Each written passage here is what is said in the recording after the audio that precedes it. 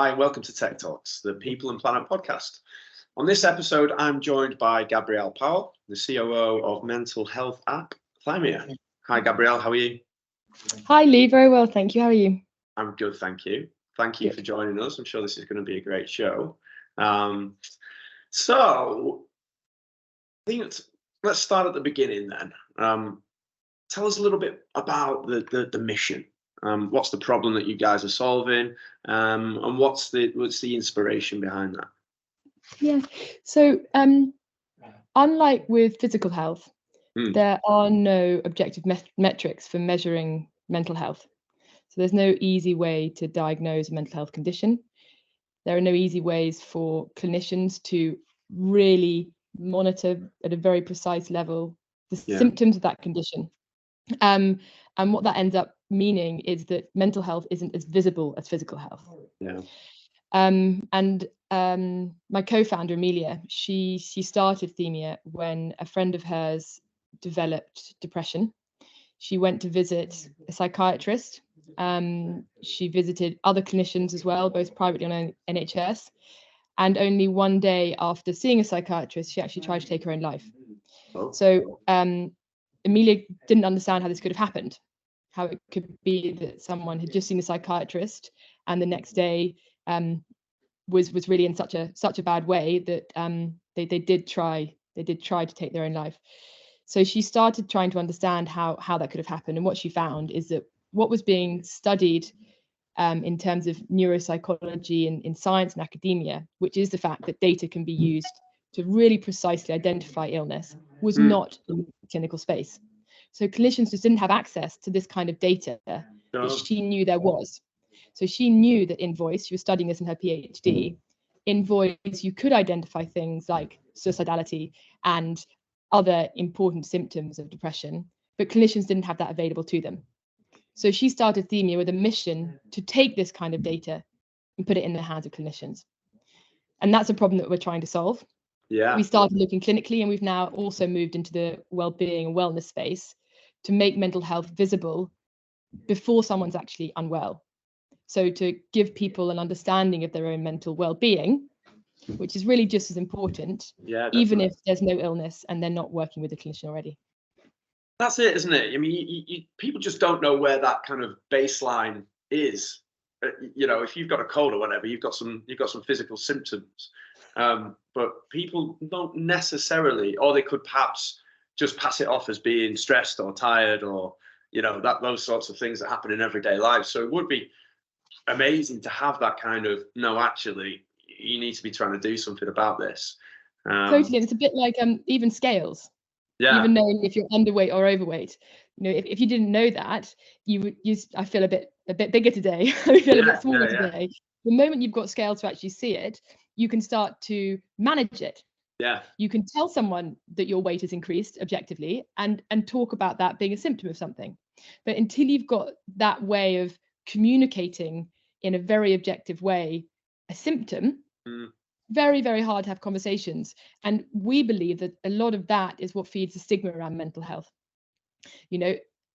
People, how are you really unwell? What is a mental health condition? Are you not just a bit sad? So the moment that we have the objective way of saying, I am suffering from a mental health condition, I am mentally unwell, then immediately the stigma will start to be worn away. Yeah, absolutely. Because you hear it all the time, don't you? People use the phrase "man up" or whatever. Just get on with it. But perhaps there's something more to it than that. So tell us a little bit more about the product itself, then, because it sounds really interesting. I know there's a lot of AI behind it. Please share with listeners. Yeah, of course. So we have got AI behind it. Our amazing CTO and co-founder Stefano has built a number of AI models, and they've been trained on a huge data set. So the first year of Thymia was really spent building a platform and collecting the data that we needed in order to train those models. And what has been built in the platform is really, I think, a very unique part of what we have as a product, which is gamified activities. Okay. So in order to collect the data, we built a platform of gamified activities. That is small computer games, card games, read aloud kind of activities. And through doing those activities, we collect data of voice. So that's both what you say and how you say it. Okay. Facial micro expressions, so eye twitches, sort of movements around your mouth, and also upper body movement, and then also behavior. So that's things like reaction times and error rates on our card games. Okay. Those 3 streams of data, those are processed through our AI models, and we identify these very unique digital biomarkers. And those biomarkers translate into scores. So from those biomarkers, we can identify not only a condition, the probability of having depression or anxiety, but also a score for the underlying symptoms. Okay. So we can actually identify what type of depression or anxiety you may have. Oh, wow. Based on your scores for those different symptoms. So depression and anxiety can present in very different ways. And knowing what those underlying symptoms are is critical in terms of treatment pathways. So the actual treatment you'll have does depend on what type of depression or anxiety you're suffering from and what your symptoms are. So that's why we are so well positioned as a clinician support tool, is because of that symptom level analysis. So the results of this would go straight back to the clinicians, or would I have to do that physically? They would go straight back to clinicians. So in a clinical setting, the clinician would prescribe, if you like, a set of activities. Okay. You would do those activities and the clinician would receive the scores. The activities are gamified, so you see your score as well, not your mental health score, but the card game, for example, you see how many you got right and how many you got wrong. So they're fun, they're meant to be engaging, they're meant to be interesting to do. And is this sort of prescribed over maybe a period of time? So you'd need to do it, I don't know, daily or something like that, over a week or something? Yeah, so the objective of Thymia is to really be the underlying infrastructure throughout the mental health continuum. So we're now talking about the clinical setting, and that would be at the first consultation or just before, so that the clinician could get an idea of your baseline. And then over time, also monitoring how that condition and those symptoms change. So once you're on a treatment pathway, you can actually see how those symptoms are evolving to really see the efficacy of a treatment decision and react more quickly if you find that it's not having the desired impact in terms of those symptoms. We are, I mean, just to be clear as well, at the moment, we are going through the process of getting approval as a medical device. So our clinical tool is only being used in an investigational setting. That is as a research study. But we are at the moment working still in the mental health continuum, but in the preclinical phase. Got you. So that's looking at the non-clinical setting. And in that setting, we do provide the scores to the end user. So they're not clinical outputs. We're looking at burnout, we're looking at stress, we're looking at tiredness and confidence, and those scores would be shown to the individual. Yeah, understood. And just, you know, out of curiosity, is there something like glaringly obvious out of those, you know, voice, behavior, and body language that you think, are you doing these things that your mental health would be perhaps poorer than normal? Or is it slightly like many little things that the AI needs to pick up on? Many little things. So what we take, so for example, the reason we look at 3 different types of data is because each of those different streams of data is particularly good at tracking different symptoms, different elements of your mental health. So for example, behavior we use to look at things like memory impairment, psychomotor retardation.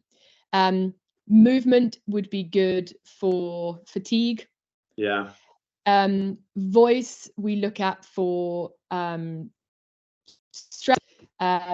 So the different data streams are specific to different symptoms. But just to give you an example, is in voice, what you say, and this is something which is well researched, well documented in literature, scientific literature, is when you're suffering from depression, you're more likely to use, for example, more personal pronouns.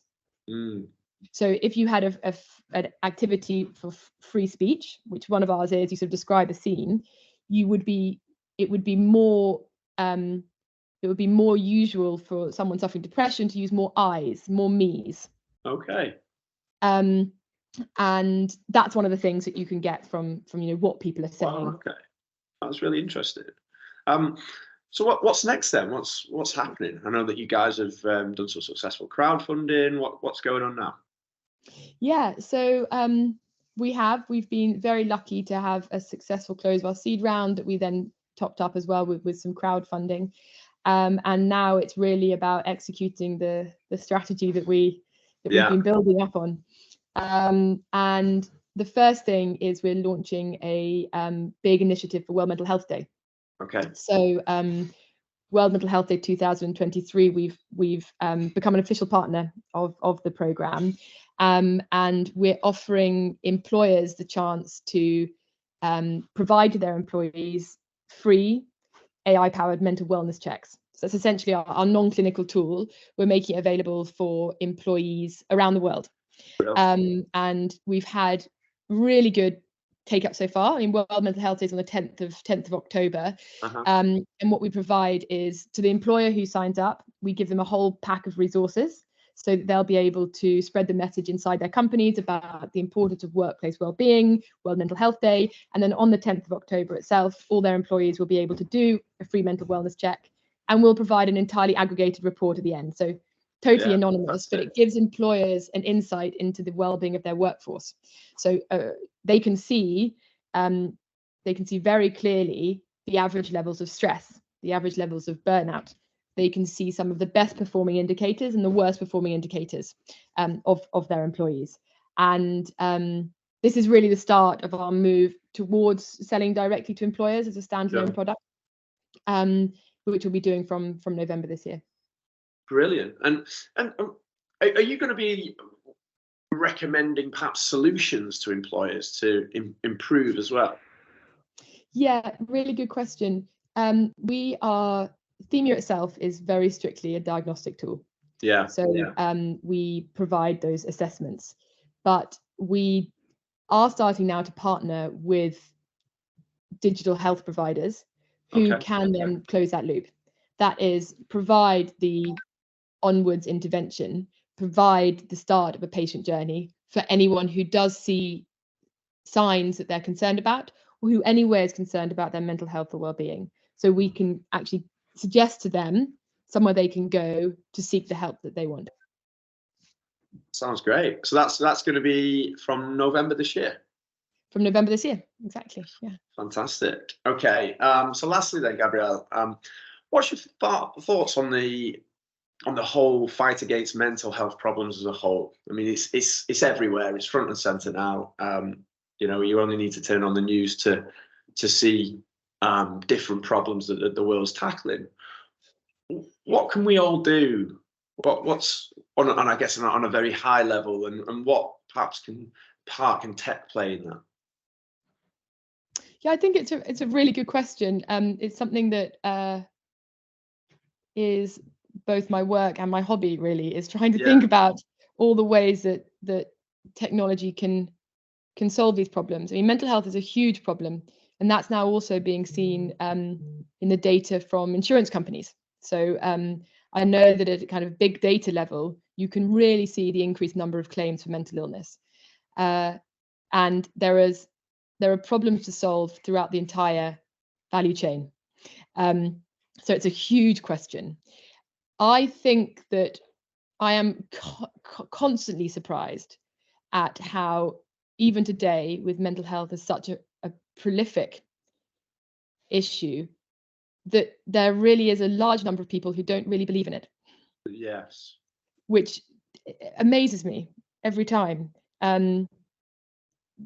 Really baffles me that there are still people who kind of question the validity of mental illness and themselves don't want to admit that they might have a mental illness, or even might be at the early start of a mental illness. You know, people don't really want to engage with it, and that's why I do think that what we're doing at Thymia is so important, is because as soon as you can explain to someone and you believe in it yourself, you know, of course, people suffering from mental illness, they don't often want to believe in it. You know, they don't necessarily want to say, I've got depression. And the moment you can really know that you're unwell and be able to explain to others in what way you're unwell, I think it empowers both patients, sufferers, but also their clinicians to talk about mental illness in a way that can have a really tangible impact on the speed to intervention and the speed to finding that effective treatment. Absolutely. And you know, it's being able to put that plan in place, isn't it, without actually recognizing the potential problem to start with. If you go back to your analogy at the start about the being overweight slightly, you know, you can put a plan in place to, you know, diet, exercise, all the rest of it. Or you know, if it's a physical health problem, that you go on some medication and you get better. And you know, people don't want to admit to being anxious or depressed, or you know, they feel that they might just be a little bit tired. But it'd be good to have those metrics in place to really say, actually, yeah, I should really be doing something about this. And absolutely, but and also, and back to the original, you know, reason why Thymia came about is because mental illness causes a huge number of deaths every year. Deaths which really could be avoided if people were able to talk about their illness and how they were feeling and how they were suffering more openly. And you know, I myself know too many people who have taken their own lives without really understanding that they were that mentally unwell. And I do think that, I do really believe that Thymia can save lives. It's a super, super important mission. Thank you very much for joining us. Gabrielle Powel from Thymia. Thanks again. Thank you, Lee.